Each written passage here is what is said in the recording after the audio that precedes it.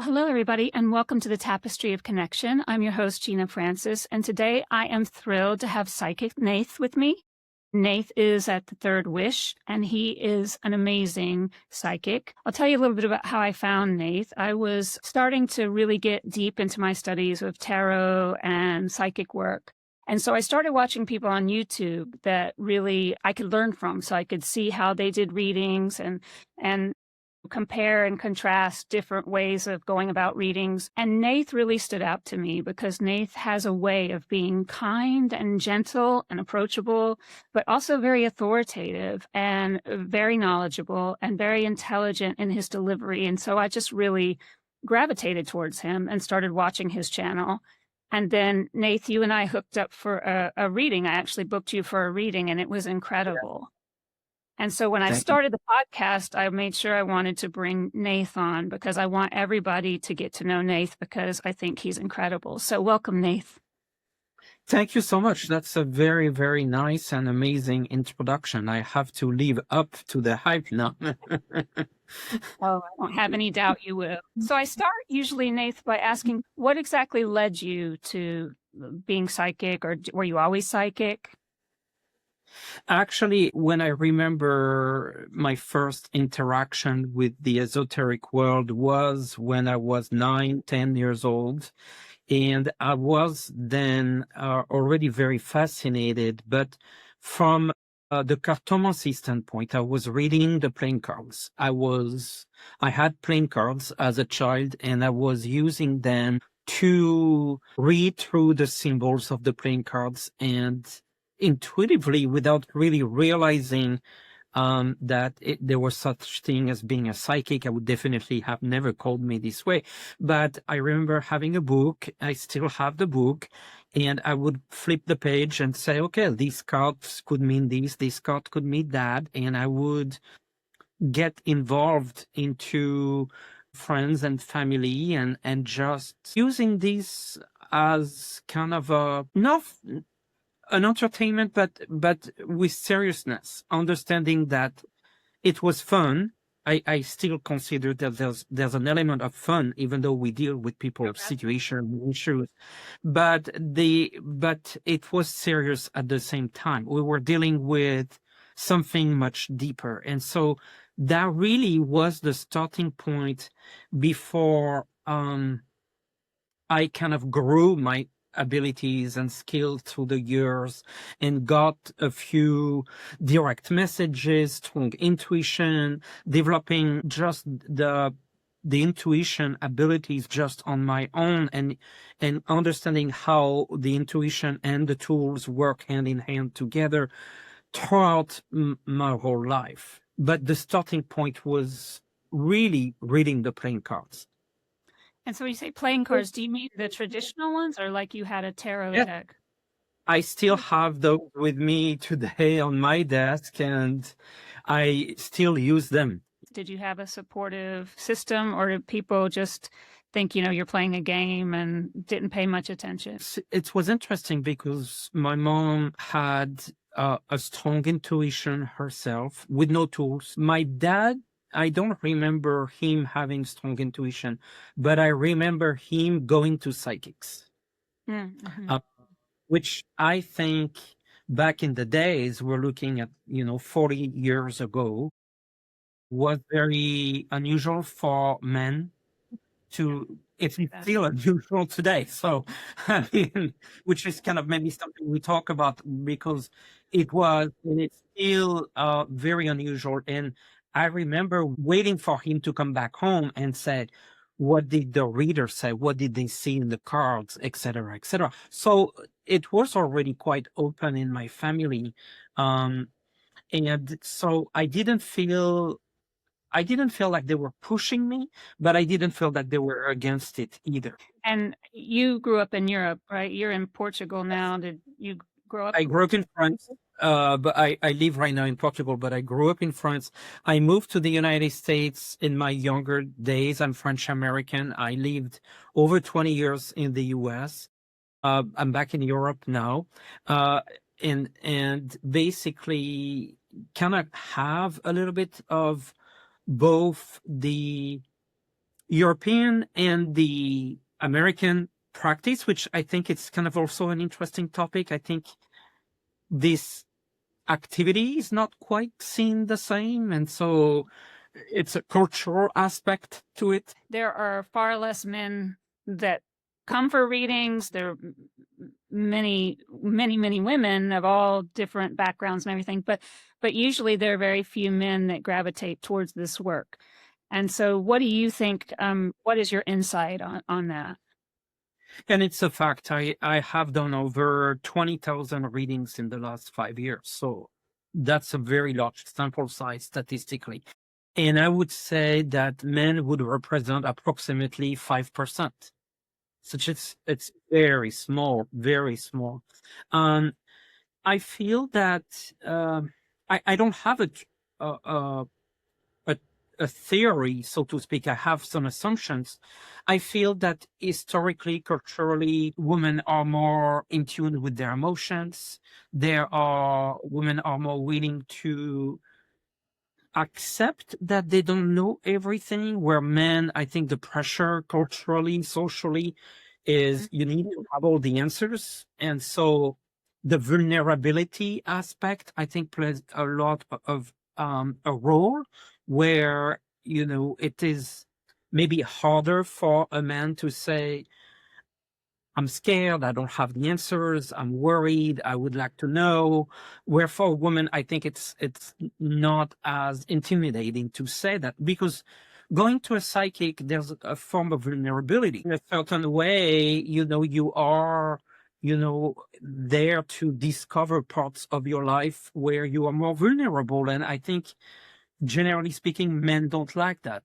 Let's just kind of draw a comparison. Men usually don't like to go to the doctor. It's kind of similar, I think. That's a good thought of maybe why this work feels less approachable for them. And hopefully people like you will be able to change that, because it's such a great thing to be able to develop your own intuition and connect to your spirit guides. And, it can really help change people's lives. Yeah, I feel like I don't know those statistics, but I believe those men that see a psychic are more likely to see a male psychic. And since we were making a comparison analogy with the medical field, for the same reason that I think men would likely go see a male doctor, I just feel more comfortable. And so you touched on the cultural differences, and having had the experience of living in the United States as well as growing up in Europe, you see a little bit of different ways of approaching things. So walk us through a little bit of that and what you observed and how you blend it together. Yeah, I think it's quite fascinating. Obviously, Europe has a long history and culture compared to the United States, where obviously it's a younger country, more modern. But I feel like, I am not as familiar with Asia, but Asian countries have a long history as well. And there's been, psychics and seers and readers from the beginning of times, really. And so I think it's reflected in how in the culture, divination in particular is being seen as a tool. If you look back in time, leaders of the world would go consult with an astrologer or a psychic, a seer, just to get information. And I think this is being more accepted from that standpoint, that there's nothing really weird. This has been going on from as long as we have had centuries and of cultures of divination cultures in the esoteric world. I feel also that it's a little less the case now, but 20 years ago, you would go see a psychic in Europe. There were more of a home feel to it. So you would come visit me, and also obviously 20 years ago, it was a lot at home. Psychics were reading at home in person with a client. And even the word client feels a little off. You would go see a psychic from person to someone who had abilities. And it was not, I remember well before I left, It was not, oh, let's book a 30-minute reading or 60-minute readings. There was no such thing. You would book a session and you would see the psychic and you would just discuss a couple issues. And when you were done, you were done. There was no riddle question of time. It was basically a session, right, with a light worker. And so you would pay, and sometimes you would pay, you would donate money. So this idea of structure and length of time and set money is a bit new, I feel. But that fits very well the American culture, where you buy a reading in America, it is usually a set of time and a set of price, and that's kind of a service. So you see a little bit the difference that I'm making here. Yeah. Heavily regulated in the UK. Like there's, certain ways. So, I mean, it's so much a part of the culture that there are regulations and things that you have to abide by, sort of ethical considerations Right. and things that they have worked into the fabric of this type of work. Whereas in the US, there are still laws against, doing psychic or prediction stuff, that are antiquated laws that are still on the books from God knows when, that just have never rolled off. But, for the most part, people just do whatever in the US is what I see. Whereas in the UK, like if you're doing mediumship, you have to have evidence, you have to have this, you have to have so many pieces of this, you have to have a message. And so I find that fascinating a little bit. And the College of Psychic Studies and Arthur Finley, and you have people from all over to go to those places. In the US also, I felt like people are more open to what I would call the new age stuff, where sessions, there are blurry lines between reading and intuition and healing and past lives, and which is kind of fascinating, how Akashic records and it's channeling, all of that is kind of blended a little bit, where in Europe, if you're card readers, you're just expected to read the cards, of course, get the intuition, but it's more divination based. I know you have an amazing YouTube channel where you have different psychic guests. You do political readings. I know you read tea leaves. You teach classes. I mean, you've got it all. So what are some of your favorite things and ways of practicing divination, and what are some of your processes? Yeah, I definitely have a strong connection with the cards. So it goes from tarot to different oracles, and the oracle I read are French based, whether it's Lenormand or Béline. I do tea leaves or coffee, which is kind of the same aspect. In a certain way, tea leaves or coffee grounds readings are very similar to the cards, about reading symbols. You see the symbol in a card or in a coffee or tea, and it connects your intuition with messages. I don't do that very often, but I enjoy doing scrying. Usually I use a bowl of water and I read. It's the same kind of idea, what I read through the water. I do a little bit of pendulum work. I do a little bit of runes as well. I am kind of interested, even though I would say, my tarot, my oracles, and my tea, coffee are really what I offer as a professional service. But I have a passion for the other tools. I have a passion for anything that brings a form of divination. I do mediumship too. I'm able to do mediumship, and then I can channel energies. I can channel energies from spirits that are entities or guides or angels or ETs even. Yeah. Wow. Do you have a favorite way of accessing or is it just depends on the person, depends on the reading itself? There's really two ways when I read. One, when people have a list of very specific questions, and I actually like specific questions. So that's a little bit unusual, where I feel that a lot of readers, they are not really liking to go to the very specifics because I don't know, it feels maybe that there's a little bit of risk taking. I don't know. I can't speak for that, but I really enjoy the specifics. So, if you're selling a house, I would like to look at the exact price you're going to sell it for or buy it for. I would like to have the specifics of particular situation. That excites me to go into the specific details. So if people have a list of 15, 20 questions and there are very specific questions, I love that. But I also love kind of with no questions, putting all the cards on a tableau and kind of going with what I see. That's a very different approach. And I like to do that as well. Or the blended approach. But the blended approach, we really need an hour for that, where I would start with the general, and then we go to specific questions.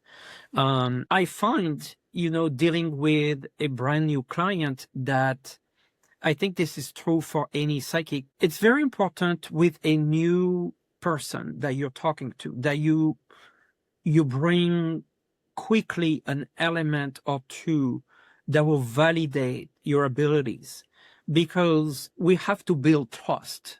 It's a two-way street, and we have to build trust. And me as a client, when I go to a reader, brand new reader, I understand that, I like to immediately or within the first few minutes get a sense that this person is really connecting to my energy.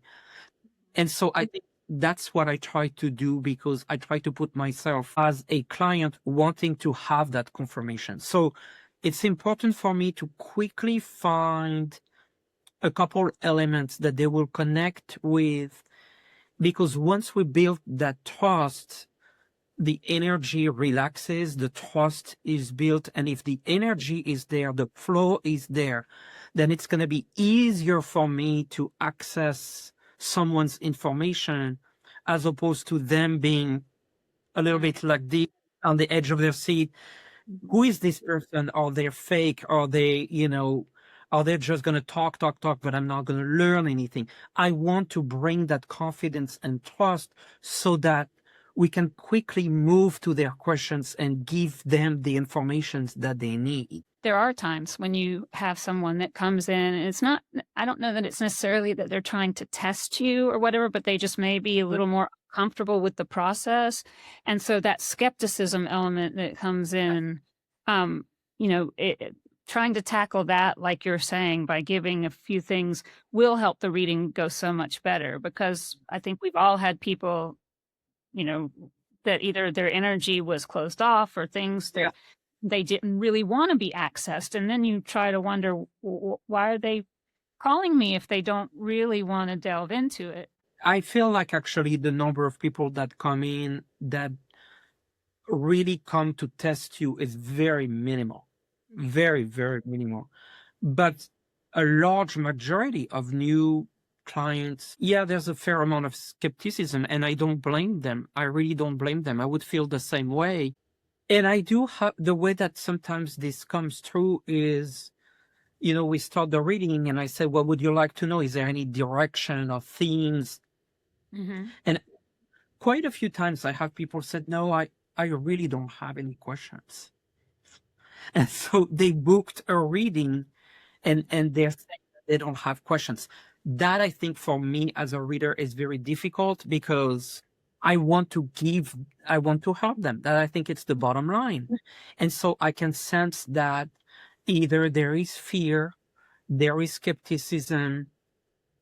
And so unfortunately, we are going to have to spend some time to build the relationship here before we can get to there. And so to me, if you're watching this and you have never had a reading before, the little advice that I want to give you is, I feel like it's totally fair for you to have skepticism, but help the reader help you, because the faster you open yourself up, the faster they're going to be able to help you, give you the information that you need.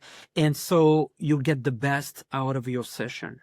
I do think skepticism is healthy. And I find, that someone that resonates with me might not resonate with a different reader, and vice versa. We're all human. We're channeling, we're working with spirit, but sometimes there are very small occasions where maybe the energy is not matched correctly. It's important to find the person that speaks to you. Like, I felt drawn to your energy for a reading, and that's something you really can't explain, but you can feel it, right?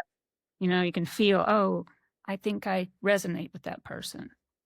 And I get that a lot. A lot of people in my intake form, it's very short, but I like to know where people saw me, why they're coming for a reading, just a sentence or two. And a lot of people say, well, I saw you online. I immediately connected to your energy. Either they say, I have a few questions, or sometimes they say, I just want a general reading to see those few things, but it's just because I connected to your energy. So now I want to hear what you have to say. And I understand that you have to connect with the energy. I think another topic is each reader have their own style. It's very interesting to me. I do classes. I enjoy teaching how to read or mentoring how to read. And people are always surprised that getting the information is really half the work. The other half is how you deliver the information. That's very, very, very important. And so you also have to connect with a reader where you like how they deliver the information. If you like more of a compassionate style, if you like more of a style where the reader is very truthful, but they're also very direct, or you want the reader to hold back a little bit if they're not sure. There's just so many ways to deliver an information. And so you have to connect with a reader that delivers the information that connects with you. I feel like I am compassionate, but I also like to tell the truth. But more than anything, for me, if there's really one thing I don't like is seeing an outcome that's negative, because sometimes outcomes are negative, and leaving the person with that.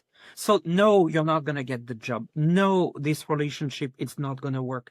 No, you're not going to be able to buy this house. I cannot imagine for a minute leaving the clients with that. I immediately would look into solutions, like what can they do? Like, I want to leave them with something that will help them, but I certainly don't see the outcome of a no being the final answer. To me, that's awful, really awful. Yeah. And that's, I think, another important thing you bring up, sort of the ethics of what we do. And I think that, what I find is when people, like you talked about, they're in a vulnerable state, they're coming to you, and vulnerable doesn't mean bad. It just means that they're trusting you with their insights, their innermost thoughts.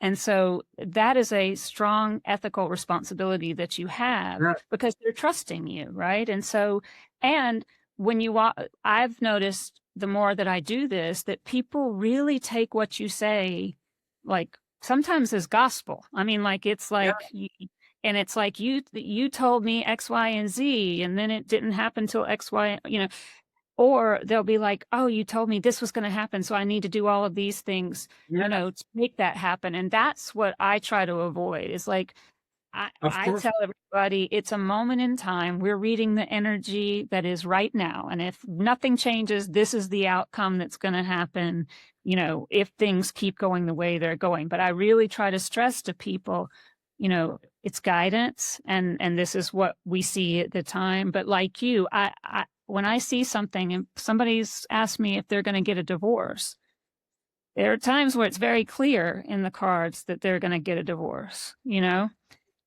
And that's a very hard topic to broach. So I try to weave in as much kindness and, softness as I can as we're going towards that answer. And also to talk about the growth for the individual, that the soul is asking for. So what do you do in cases like that where the information that you, like you said, it's a difficult reading, but they're coming to you because they trust you and they need to know these answers. So what is it that you do to help balance that out? What are some of the ways that you work with that?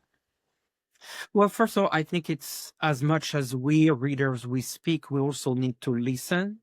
I like this old Chinese proverb where we have two ears and one mouth, so we need to listen twice as much as we speak.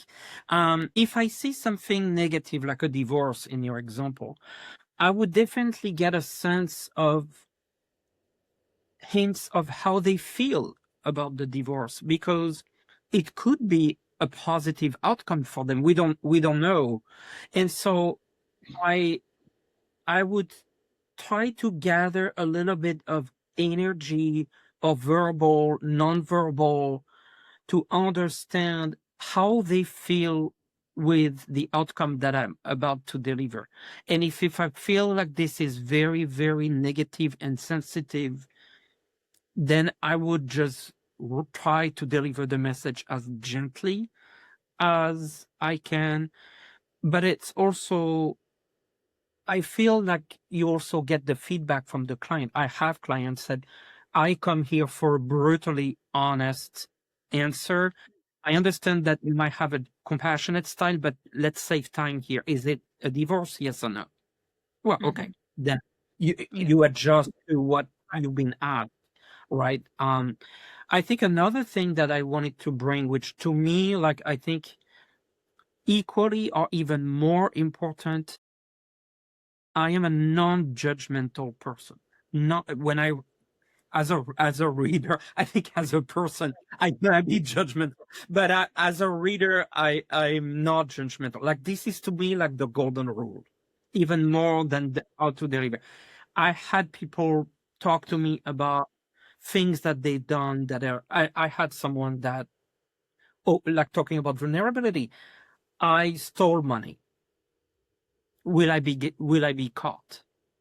What's going to happen now? I feel the person told me I stole money. I feel really, really bad. Will I be caught? And I think when you have a situation like this, the first thing you have to say is not, whoa, you stole money. This is really bad. I mean, they're not coming for that. They already know that. So you say, well, this is what I see. Yes, you might be caught, or no, you might not.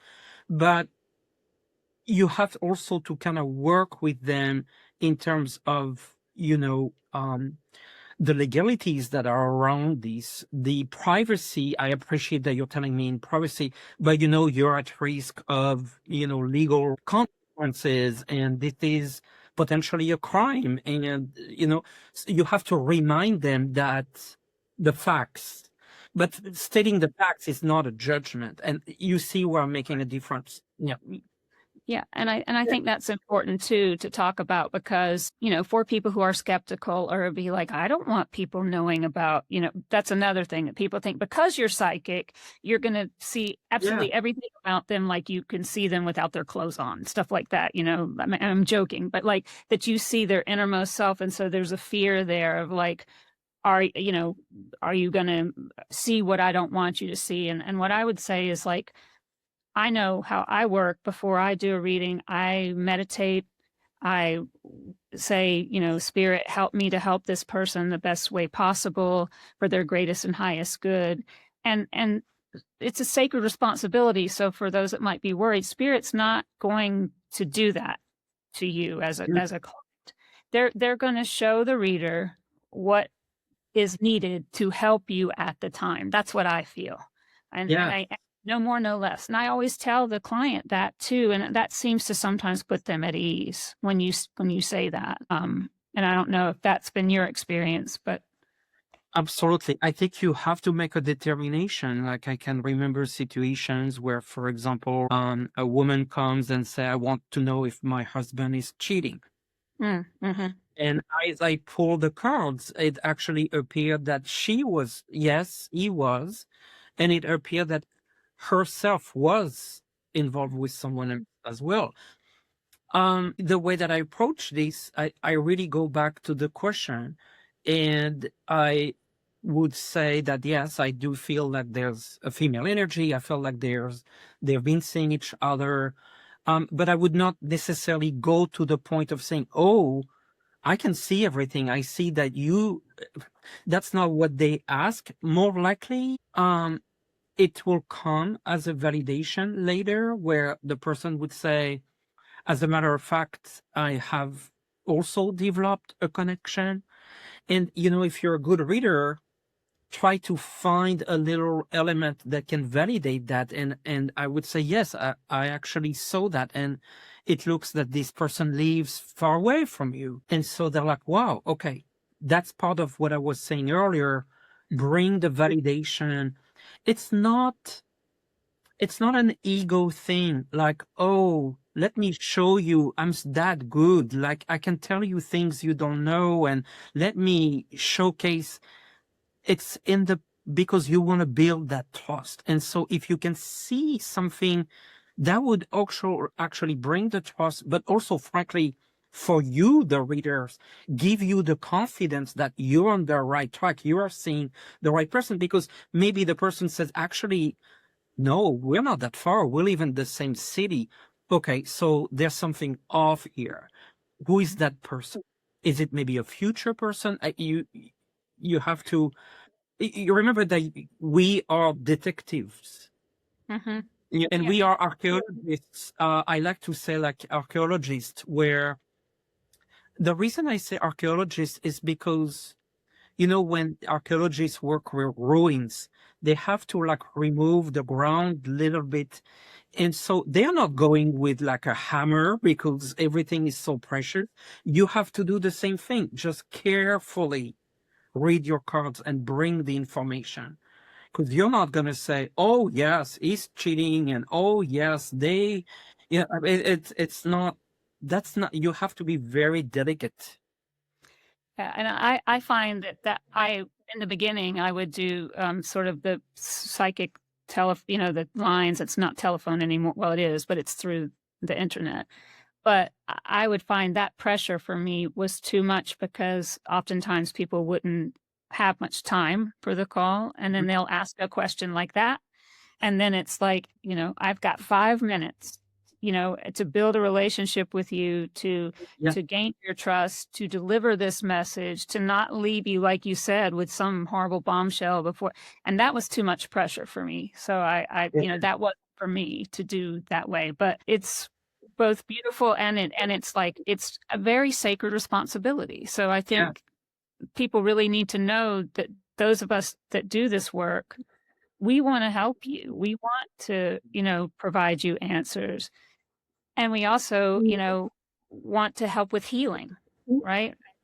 For me, I do. Yes, I do too. I also feel that more and more as we navigate this world that is very challenging, emotionally draining, that we also have a responsibility sometimes to direct the client to a medical doctor, counselor, legal advice. I mean, they're just so, we touch on everything. Mm. And so we can only point to experts. And I think it's kind of interesting to me to be the bridge between them and the professional.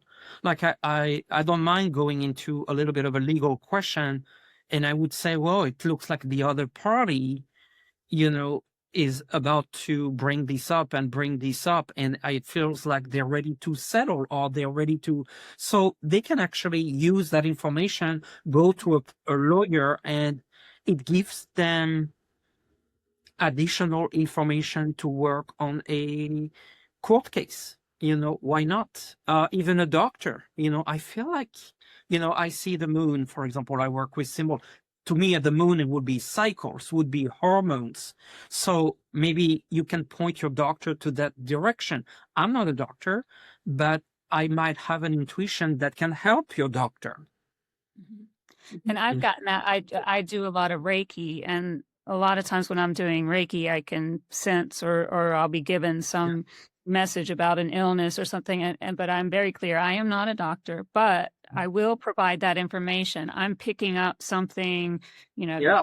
your kidney, for example. I don't know what it is, but, have you been having pain on this side? You might want to go see a doctor. So I never want to take the place of, proper care. I think our job is, like you said, to be that bridge, to be that connection, to be that support for these other professions as well. It's a bit of an anecdote, but I have a number of clients who also go through therapy. And it has come across in the readings that they have lied to the therapist. And they're telling me the whole naked truth. And I feel like that's so interesting because to some degree, they feel that there's really no choice with us, that we might see the truth anyway, so they might as well give it. But also, I feel like we're not going to judge them, kind of back to what I was saying earlier. And it saddens me a little bit that they come to a psychic because they're not getting the support they need through therapy. I mean, we're not therapists, but you are getting intimate details about some, and so that is a delicate balance to do. But I think what an honor is the way I look at it also, that they're trusting you to share the information. And that just, I'm always so grateful that it's not about judgment. I'm more grateful that, oh my gosh, I may be able to help this person.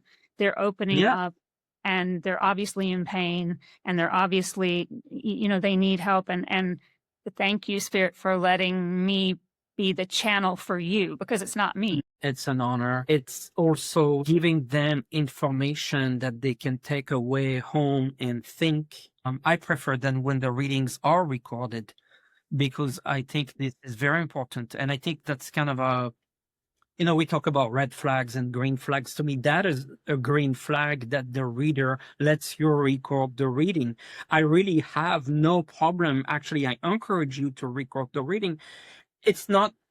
I have actually no feelings about being proven wrong. Like, oh my God, what if, it's on a record that I said something and I was wrong?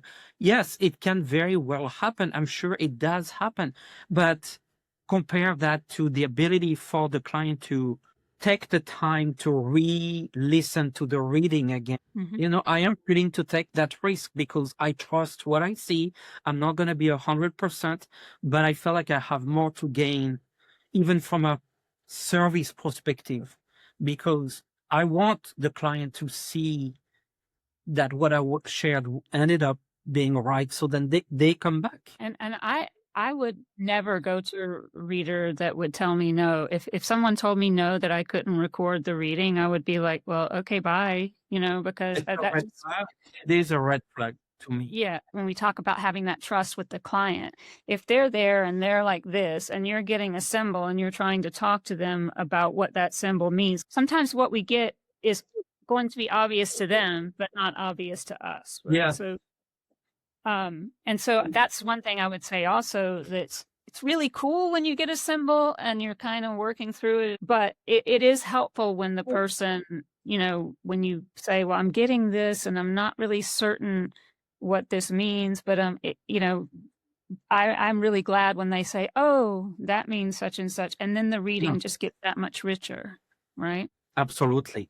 I think it's where you collaborate with the client, where there's this energy, there's this theme, and I'm not really sure how it applies here, but this keep coming back.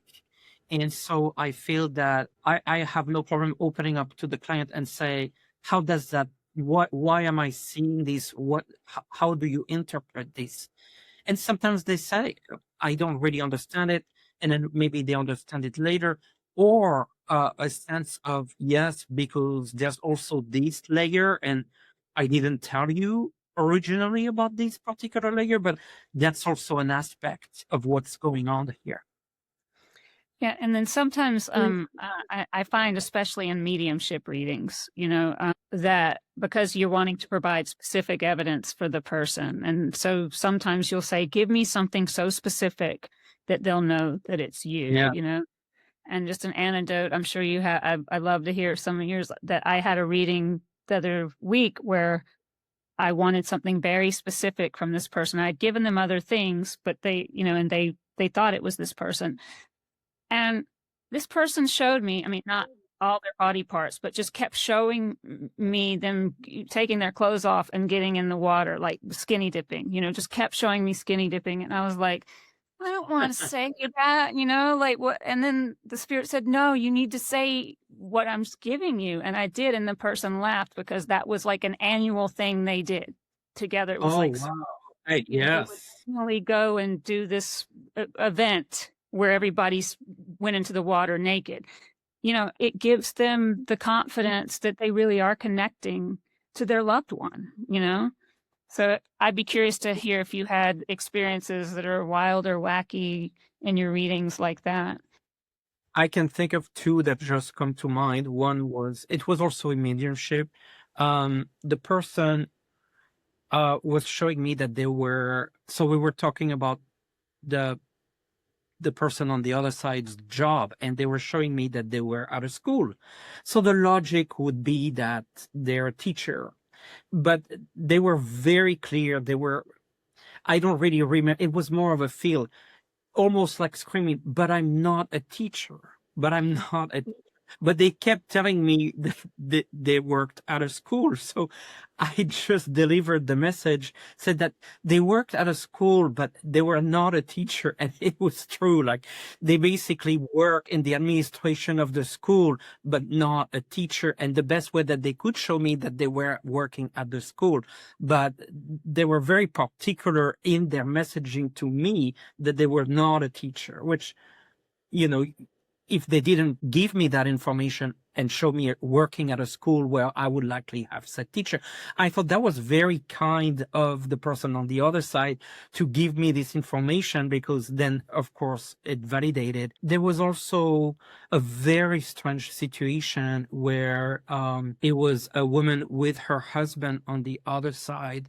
He happened to have encounters with male partners. And on the other side, I didn't know that, but on the other side, he was telling me about what he referred to me. And that's what I was seeing physically, is a garden, like a secret garden. And he was telling me I had a secret garden, and I took that metaphorically. So I told he had what he's calling like his secret garden. And actually, she told me, no, there was actually a garden where he was going and meeting people.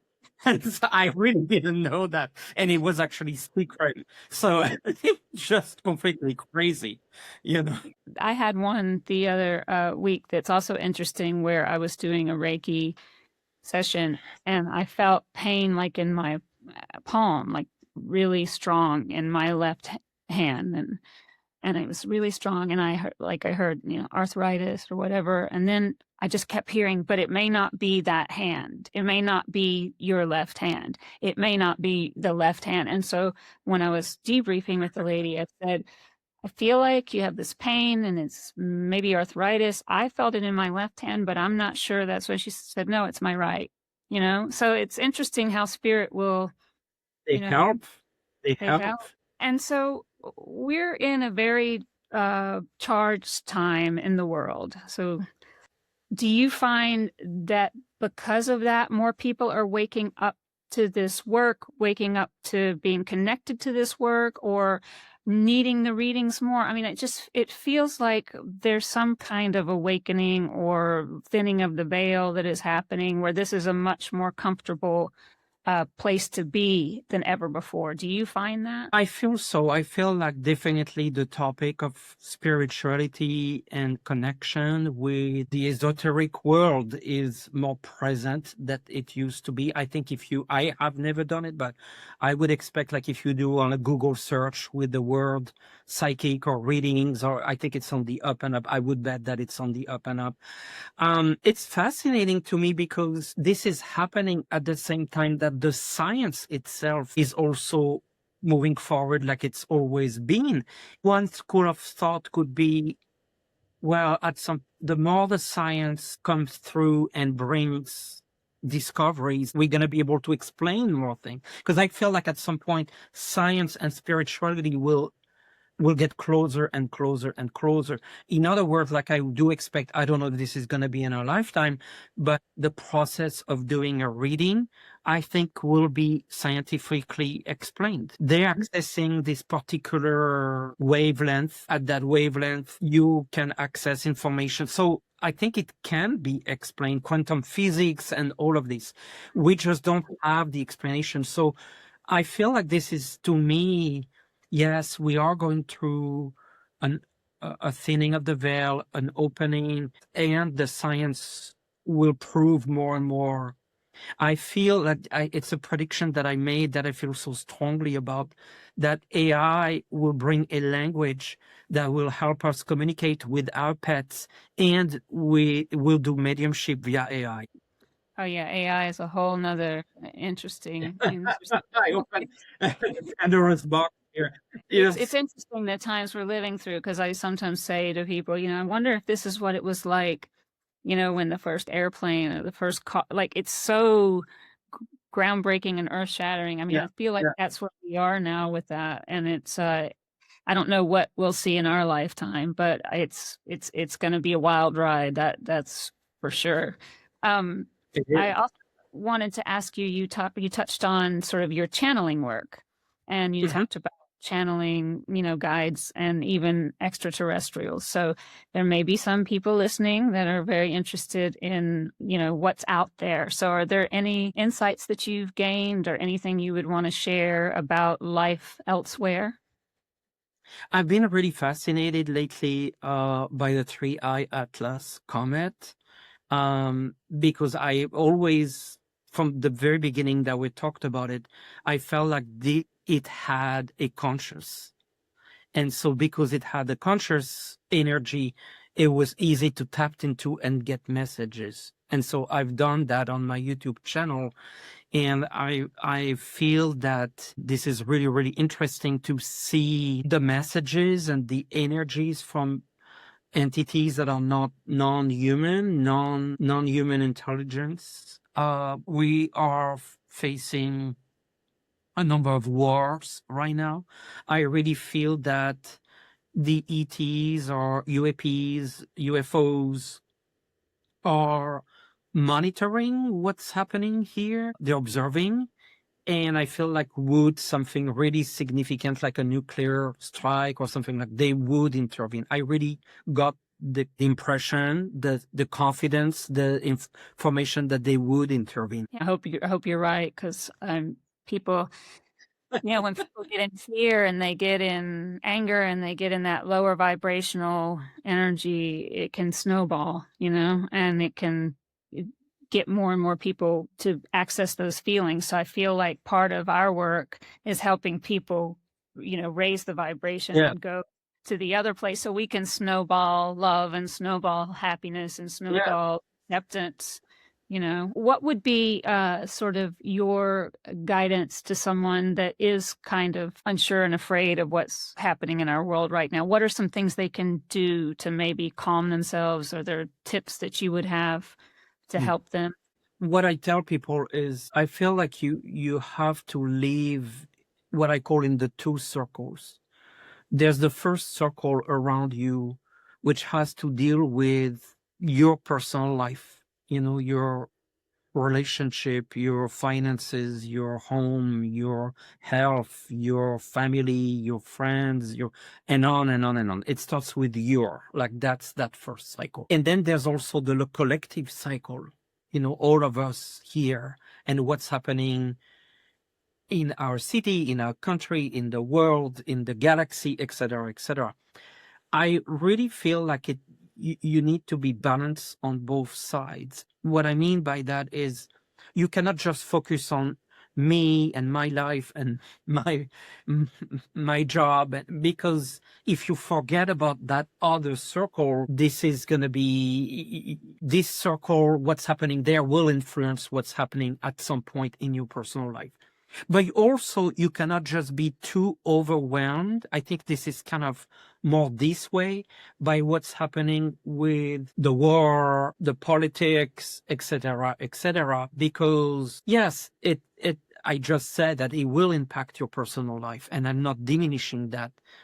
But if you focus too much on that, you're not focusing on your personal life. So keeping the balance. Yes, you're very worried about a nuclear attack, you're very worried about the war, etc. But remember, you have your personal circle, your life, your friends, your house. Has that changed? No, you still have that, you know. And so I think for me, like the main lesson is to keep the balance. You can't focus just on one or too focused on one. And I come across people that are too focused. They're just they're just little bubble and just little life. And it's like, well, you know, who cares? It hasn't really impacted me. And then I see people that are so drawn into what's happening in the world that they forgot that they also have their little bubble life to live. So that's my view. It's always important to practice self-care because you can't, just like they talk on the airplanes, you put the mask on yourself before you help someone else. So I feel like personally for people, you need to make sure you're filling up your own tank so that you have more to give to your neighbors and others. But I would also say don't underestimate the impact you can make just in your own little circle, right? Like little circle, you can be kind, you can offer a smile, you can, it doesn't have to be giant things, but those measures have ripple effects that will ripple outwards. Is there anything we didn't talk about that you wanted to focus on? No, I'm curious to hear a little bit from you as you've been doing a number of those interviews. Is there like a common thread or common theme that you're starting to notice? Well, it's common and then it's not common because each person has accessed this in a different way, which is part of what I wanted to help showcase, right? But there's a commonality of either it's come through a trauma or it's come through a awakening, or, I mean, in your case, it sounds like it was just always around. There. Yeah. And so I've been fascinated by the commonality of the different experiences, if that makes sense. Like that each person is different, but by the same token, it's similar, even though we all arrived here differently. Today, we talk a little bit about skepticism, and I think this is a great topic. I feel like, we all have our own doubts, our own skepticism. And I've seen that throughout my career and life for this particular field, doubting sometimes, I think this is very similar to faith, religious faith. It's healthy to even ask yourself, what is it really? And I can tell you, like, at the deepest moments of doubt, this is when I got the highest moment of proof of actually the spirit world and what they can. It's just been fascinating to me that when I had my strongest doubts, this is also when I got my strongest confirmations. I agree. I've had similar instances, but what you touch on, I think, is important to bring up also, is that it's okay. You're human. It's doubt. We all will have doubt at some point. We all will get something wrong at some point, so it's important to realize you're always growing, you're always developing. But I think I wanted to ask you too about how do you deal with, how we're represented to the broader world in like movies and television, and it's not very kind the way they represent. No. As you said that, I immediately think of the movie Tarot. I don't know if you've seen this movie. It's particularly bad. It's particularly bad. But I watch it because I think we have a duty. I felt I have a duty to see what the mainstream general public think about what we do. It was all the cliches and it was all, yes. So that's what discussion is so important, the education about it, because I think we're still talking to very few people. And so we need to expand and expand and expand. I find I don't know what the solution is, but I get hopeful when I'm watching a show or something and the person is like, oh, they're really going to let them be psychic this time. They're really going to like, the end is going to be that it wasn't made up, or they weren't trying to steal your money, or they weren't trying to. No, it's always like, either they weren't really psychic and, there's some other like plausible explanation for why it happened the way they did, or they turn out to be a grifter, and I'm just like, can't we just focus on those of us that like actually are human beings having a spiritual experience and trying to help others? Like, that's my hope, is that one day we'll get that represented in the media. But I think you're right. It's a long way to go. But this is what we can do to maybe help that. Do you have any thoughts on how we deal with people that come to us, with that kind of, oh, it's all, prove it to me, you're fake, prove it to me? I mean, that doesn't happen. I don't get clients like that, but I get people in life when they find out is what you do. I mentioned that earlier. I had a few clients that it was a situation where I did a reading for someone. The reading went very, very well, and she had a good friend that she referred me to. What I felt the reading was good, and I got the feedback that it was all wrong, it was all fake, it was just basically all the things that you just discussed. And that's actually funny. We just discussed that earlier. I was like, well, I remember this was recorded. So the friend will recommend, I said, since you're so close, like you're kind of best friends, you share everything, I really would like you to watch the recording, because I think understanding the feedback from the other person and watching the recording will make you a bit understand what really happened there. I don't feel that it particularly went badly, but what I remember was that we touched on some difficult topics and aspects where the person didn't really want to face certain issues, and we talked about those issues. And basically, this was not really what they wanted to hear. And so that basically moved the reading from accurate to inaccurate from their perspective. And there's nothing you can do. That's also the other aspect, is people, there's no one that comes to a psychic or a reader that comes with hope of bad news. And so I think we're going full circle with our original discussion here, is that how you manage those expectations. And basically, fake is another word for I didn't hear what I wanted to hear. And sadly, a number of psychic and readers, even very good ones, are scared to deliver difficult information. And so it feeds a loop of readers and psychic that are just careful. And so now I hear a lot of clients who said, well, the pendulum goes the other way. They were just telling me what I wanted to hear.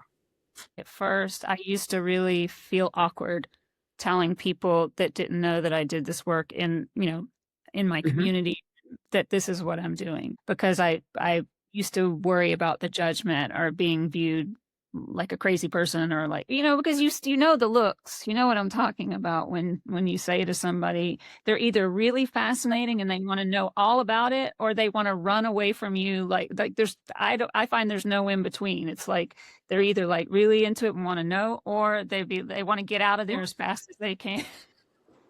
I mean, you are a social event. I mean, just imagine, for people who are viewing and are not doing this kind of work, you are a social event, random social event. You meet a stranger and they say, hey, I am a, supervisor in a company. And what do you do? This is really difficult and awkward, right? People lie. Yes, some people might lie because you don't want to get to the awkwardness of doing what you do. I'm a intuitive counselor. Well, what does that mean? Well, are you a psychic? Are you like, it's just odd. It's odd. And it's like, well, can you tell me my future? That's what it wants to. Oh my God. And I understand and that's part of why I think this is important, is because there are still so many misconceptions, but that is a common one. When once upon, oh, well, what's my future? Or why my favorite is, well, if you're psychic, why can't you just win the lottery and, Mhm. give me the Or numbers? tell me the color of my car. Yeah. And so what I've evolved into is realizing that, like, well, not everybody's going to like me, and what people think of me is none of my business. That's their business. And I'm just going to be true to who I am and help people when I can. And I think it's interesting you broached on when people in the early days of when you were first doing your readings and stuff about money being like there wasn't a set price or those kind of things. And I think it's important to know, at least for me and the readers I know, a lot of us have struggled with accepting payment for what we do in the beginning, especially. And that's still something that, like, I hear people talk about is like, well, the pricing and the this and the that. And it's like, it's an exchange, right? It's just like any other thing. It's an exchange of energy. Well, and it reflects the amount of work that it took for us to get to a point of being able to do this. Obviously, not everyone is able to do this. And so it's like any job. It's a lot of experience. It's a lot of work. It's a lot of practice. It's a lot of, I think this is also a point that is totally mistaken is you're a psychic, boom, but no, you have to work so hard and keep working. And the more you work, the better you become at it. And so it's not like you have a gift, boom, you switch on the light and it's on. It doesn't work that way. That's really important, Nate. I mean, that's really important, I think, because I think there is, even in people that know what we do and accept what we do, I think there is still a conception that that's probably how it works. Yes.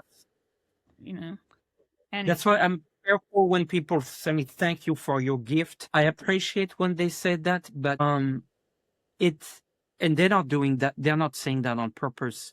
But what they don't realize is when they say that, they value a certain ability, but they don't talk about the 20, 30, 40 years of work that have been involved to get to where you are. So they talk about the initial ability, but they don't talk about, thank you, we appreciate your experience, or we appreciate the work that you put in. That, and I'm not blaming them at all. It's just like, it's an education thing where they don't realize that, because we rarely talk about it. It's the work. It's like the Olympian that managed to get a gold medal and say, wow, your ability, you're such an amazing, diver. Yeah, but they didn't come diver, like all the work. It's not a gift. Yeah, they had an ability to dive. They were maybe, but they really, really, really spend so much time working at it. And that, I think, it's understand that there's an aspect of gift, there's an aspect of work. In some way, shape, or fashion, I believe everyone on this planet has the ability somewhere inside of them to connect to their intuition and go higher and higher. The thing is like you said, it is work. I mean, there's a lot of preparation that goes into this, and you have to do countless practice readings. You have, the meditations, and I'm happy to do it. I don't want to make it sound like but it's part of what you do. Yes. you have, and your energy needs to be clean, and your house needs to be in order, to help other people. And so there are building blocks upon building blocks upon building blocks to get to the level that you're at, that people don't realize. And like you said, that you have to keep doing, right? You have to maintain that connection. And I think that's something really important to mention. I'm glad you brought that up, because it's, it is a lot of work. It is. And I think people just don't, we touched on it, and I'm glad, but people maybe don't realize, and we don't talk about it, so that's not their fault. All the work that goes behind the scenes, and they don't see it because it's behind the scenes, but there's a lot of work behind the scenes. Nathe, how can people get in touch with you and see your work? So if you want to see my work, like the best place where I show my work is on my YouTube channel. It's called Nathe, the Third Wish. And there's also a link that I will share with you with this video where I do live readings, but also recorded readings and classes. You can all see that on that link. Thank you for having me. Yes. Yeah, absolutely. And you have a newsletter. You also have an amazing tarot deck that I have. I love the tarot deck of the saints. And so there are all kinds of things you can find out from going to Nate's YouTube. And I am so blessed and so grateful that you agreed to talk, Nate. I really, really. My pleasure. It was amazing. And thank you for giving me the opportunity to talk about the work we do, and so that people can understand a little bit what it's like to take this journey. I know actually, young adults who are thinking of taking this journey. And so I think this is also excellent for them to be inspired. Absolutely. Thank you, Nate. Thank you, Gena.